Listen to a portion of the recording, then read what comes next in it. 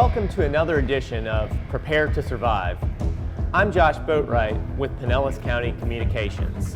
And today, we're joined by Doug Brightwell, Director of Pinellas County Animal Services.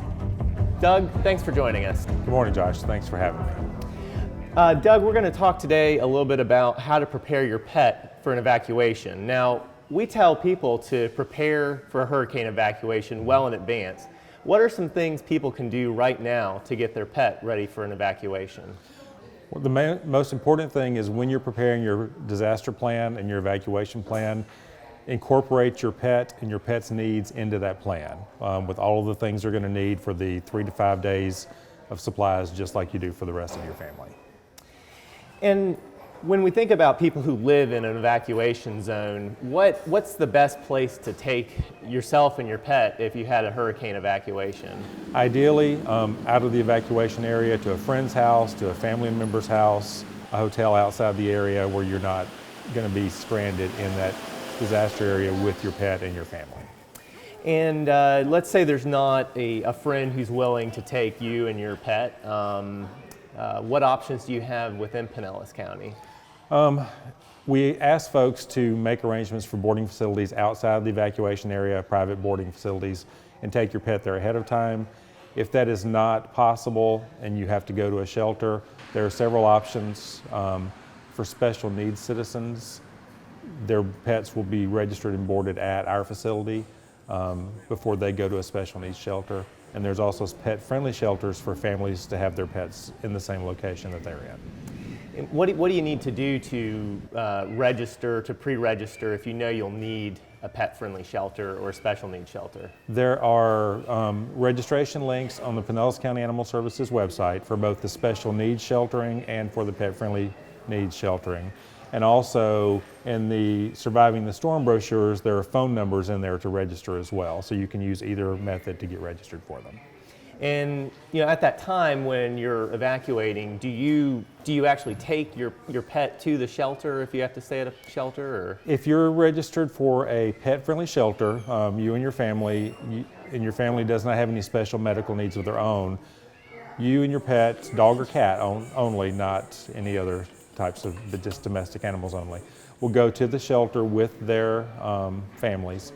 You need to bring a crate and all of the supplies, which we'll go over here shortly, because the pets will be kept in a separate area of the shelter and the families will provide the care for the pets themselves. Okay, and that means taking your dog for a walk. That's your responsibility when you're cleaning at the their shelter. cages, taking them for walks, feeding them, watering them, any maintenance medications that they need. You'll be providing all of that to your pet yourself while you're in the shelter. Okay, well let's talk a little bit about the types of supplies you'd need if you had to stay at a shelter with your dog or cat. What things do people need to plan to bring? When you come, you need to bring obviously a carrier that's the appropriate size for your pet, because they're going to be living in that carrier for the 3 to 5 days that you may be in the shelter. A leash and collar for your pet as well. So if you've got a dog, you've got to walk your dog, it has to be on a leash.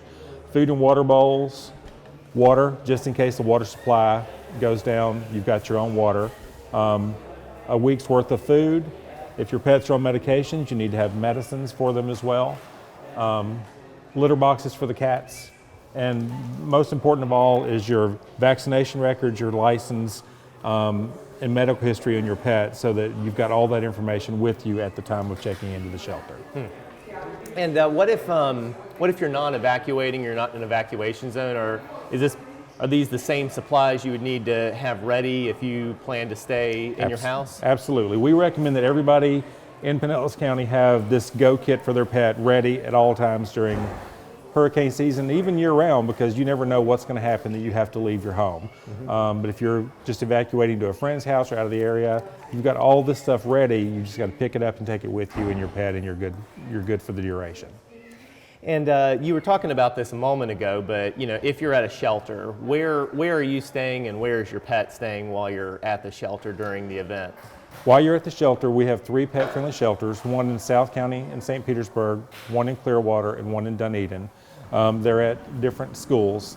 The family members stay in the gymnasium of the school, and the pets are kept in their kennels in the locker rooms. Dogs are in one locker room and cats are in the other locker room. So the species are separated, but the citizens are caring for their pets while they're in the shelter. And what if you're a citizen who has a service animal, a registered service animal? What are the rules for taking a service animal to a shelter? If you have a special need and you do have a certified physical assist service animal, those animals can accompany you to any of the normal shelters that you would have to go to. They do not have to go to a pet-friendly shelter with a service animal. You can go to any of the shelters you're appropriately zoned for.